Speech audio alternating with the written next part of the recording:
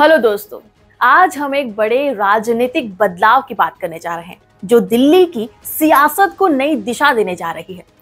दिल्ली के मुख्यमंत्री अरविंद केजरीवाल ने अचानक अपने पद से इस्तीफा दे दिया है और अब आतिशी दिल्ली की नई मुख्यमंत्री बनने वाली है।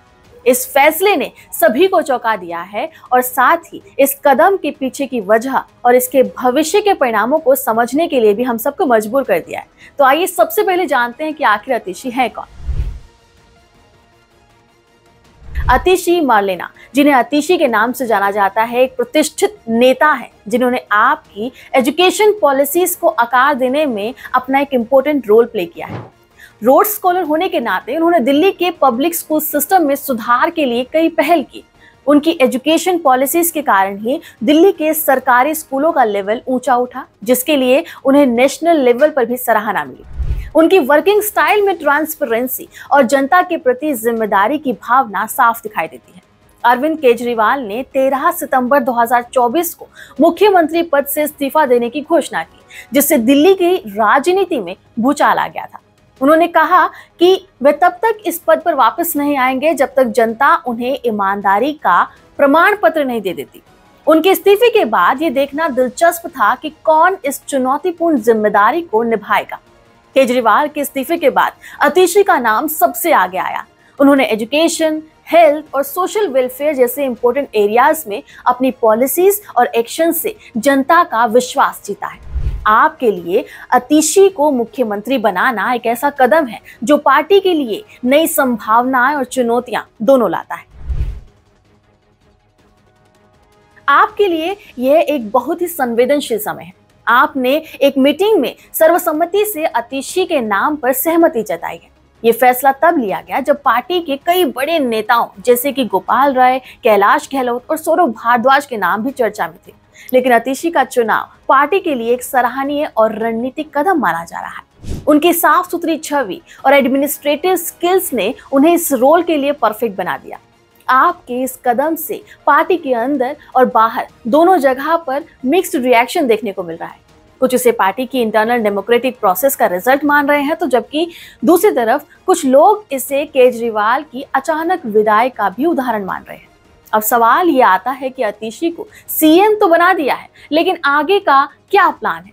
तो मैं आपको बता दूं कि आतिशी को दिल्ली के सीएम के रूप में अपॉइंट करने के बाद उन्हें जल्द ही उपराज्यपाल वीके सक्सेना से मिलकर अपनी सरकार बनाने का दावा पेश करना होगा।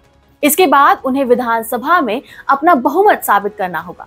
इसके अलावा उन्हें पार्टी की छवि को सुधारने और जनता के बीच में विश्वास को बनाए रखने का काम भी करना होगा। पर ऐसे में आतिशी के सामने आने वाले समय में कई चुनौतियां होंगी। जैसे अरविंद केजरीवाल के खिलाफ भ्रष्टाचार के आरोपों के बाद आतिशी के लिए सबसे बड़ी चुनौती आपकी छवि को साफ करना और जनता का विश्वास फिर से जीतना होगा। उन्हें सरकार के कामकाज में ट्रांसपेरेंसी और अकाउंटेबिलिटी को बढ़ावा देना होगा ताकि जनता का विश्वास फिर से कायम हो सके। इसके अलावा आतिशी को दिल्ली की एजुकेशन सिस्टम और पब्लिक सर्विसेज में भी सुधार को जारी रखना होगा।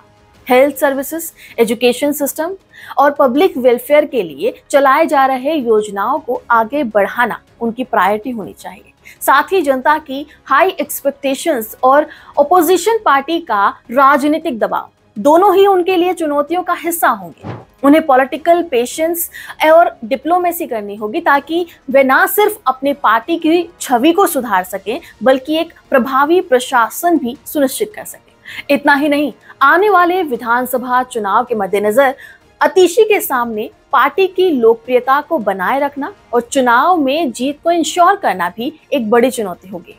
उन्हें अपने पुराने कामों और नई नीतियों के जरिए जनता का समर्थन पाना होगा। आतिशी के सामने अब सवाल है कि क्या वह दिल्ली की जनता की उम्मीदों पर खरी उतर पाएंगी। देखिए, शिक्षा के क्षेत्र में उनका अनुभव उनके लिए एक जरूरी एसेट साबित होता है। उन्होंने पहले भी दिल्ली के शिक्षा में सुधार में अपनी खास भूमिका निभाई थी और संभव है कि वे शिक्षा के स्तर को और ऊंचा उठाएं। नई योजनाओं और सुधारों के जरिए उन्हें यूथ के भविष्य को सुधारने पर भी जोर देना होगा। इसके अलावा दिल्ली में जनता के कल्याण के लिए चलाई जा रही योजनाओं को आगे बढ़ाना भी उनके सामने एक जरूरी काम होगा। हेल्थ, ट्रांसपोर्टेशन और इंफ्रास्ट्रक्चर में सुधार, इन सभी में नई योजनाएं लागू करना और मौजूदा योजनाओं को और बेहतर बनाना उनके एजेंडे में हो सकता है।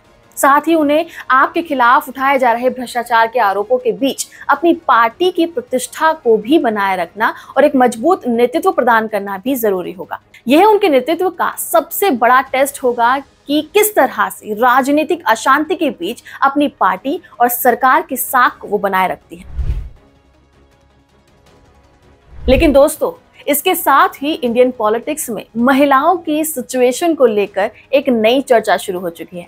पॉलिटिक्स में महिलाओं की भागीदारी लगातार एक गंभीर मुद्दा रही है। ऐतिहासिक रूप से संसद और विधानसभाओं में महिलाओं का रिप्रेजेंटेशन पुरुषों के मुकाबले काफी कम रहा है। 2024 तक जहां कुछ जगहों में विमेन लीडरशिप जो है वो एक्सपेंड हुई है, वहीं केंद्र सरकार की पार्टी यानी भाजपा में महिलाओं की पॉलिटिकल जो इन्फ्लुएंस है उसमें काफी गिरावट देखी गई है। पार्टी में महिलाओं को बड़े पदों पर अपॉइंट करने का ट्रेंड भी कम होता जा रहा है, जो कि एक चिंता का विषय है। इस समय अपोजिशन में महिलाएं स्ट्रॉन्ग और इन्फ्लुएंशियल रोल निभा रही हैं। उदाहरण के लिए पश्चिम बंगाल की मुख्यमंत्री ममता बनर्जी ने न सिर्फ अपनी राज्य सरकार को मजबूती से चलाया है, बल्कि उन्होंने नेशनल लेवल पर भी अपनी प्रेजेंस को मार्क किया है। ममता बनर्जी की लीडरशिप विपक्ष में महिलाओं की बढ़ती हुई शक्ति को दिखाता है। इसी तरह आतिशी का दिल्ली की मुख्यमंत्री के रूप में सामने आना कहीं ना कहीं विमेन लीडरशिप की तरफ जो एक लहर है उसका प्रतीक है। भाजपा में महिलाओं का घटता इन्फ्लुएंस पॉलिटिकल इक्वेशन में बदलाव का संकेत है। जहां 2014 में भाजपा ने महिला सशक्तिकरण को अपने एजेंडे में जगह दी थी, वहीं हाल ही के सालों में कई महिला नेताओं को उन्होंने दरकिनार कर दिया। इसके उलट राज्य स्तर पर भी भाजपा के पास कोई महिला मुख्यमंत्री नहीं है, जो बताता है कि पार्टी में महिला नेतृत्व की कमी है। करंट सिनेरियो में इंडियन पॉलिटिक्स में फीमेल लीडरशिप का फ्यूचर कॉन्ट्राडिक्शन से भरा हुआ है। एक तरफ विपक्षी दलों में महिलाएं खास भूमिकाओं में आ रही हैं, वहीं भाजपा जैसी सत्तारूढ़ पार्टी में महिलाओं की गिरती हुई हिस्सेदारी कई सवाल खड़े करती है। आने वाले चुनावों में ये देखना जरूरी होगा कि अगर अलग अलग पार्टियां विमेन लीडरशिप को किस तरह से इंपॉर्टेंस देती हैं और उन्हें किस हद तक निर्णायक भूमिकाएं सौंपी जाती हैं।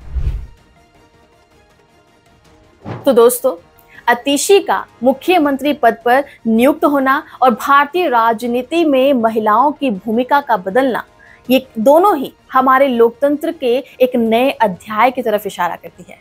ये एक ऐसा समय है जब महिलाओं को न सिर्फ पॉलिटिकल डिसीजन मेकिंग प्रोसेस में शामिल किया जा रहा है, बल्कि वे प्रमुख नेतृत्व की भूमिका भी निभा रही है। भाजपा में महिलाओं के घटते इम्पैक्ट के बावजूद विपक्षी दलों में महिला नेताओं का उभरना दिखाता है कि भारतीय राजनीति में बदलाव संभव है। अब ये देखना दिलचस्प होगा कि आने वाले सालों में विमेन लीडरशिप भारतीय राजनीति को किस दिशा में लेकर जाती है। आतिशी का उभरना एक नई उम्मीद की किरण है, जो ये दिखाता है कि राजनीति में महिला सशक्तिकरण और परिवर्तन की लहर कहीं ना कहीं कोई बड़ा आकार ले रही है। आपका इस मुद्दे पर क्या कहना है, हमें कमेंट सेक्शन में जरूर बताएं। बाकी हमारी वीडियो को अपने दोस्तों के साथ शेयर करना ना भूलें। नमस्कार।